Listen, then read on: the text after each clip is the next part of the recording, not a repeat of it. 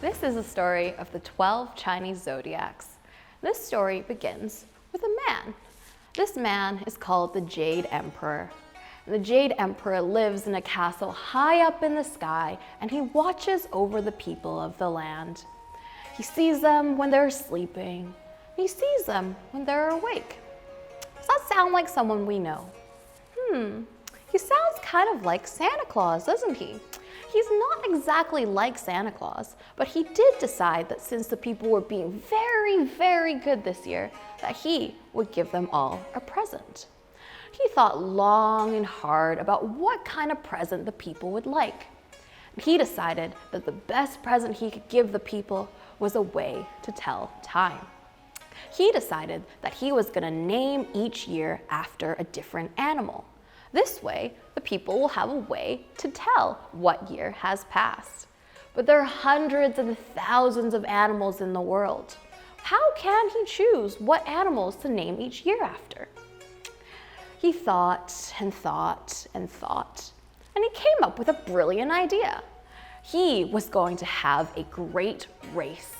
And in this race, it's got difficult obstacles. It's got a big mountain they have to climb through and a very dangerous forest where they have to run and get through. And they also, in the very last obstacle, is this big lake where it's very deep and very fast, and only the strongest, cleverest of animals will be able to win and have the honor of having a year named after them. The first two animals to come to the lake was a mao, or a cat, and a lo su, or a rat.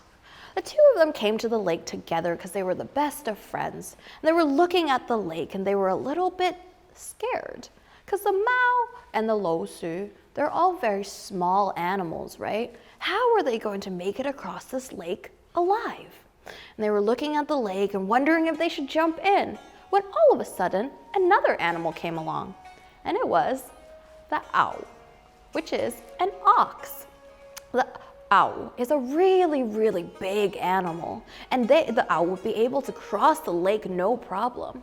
But there was also a problem though. The owl, although it's really, really big and strong, it can't see very well.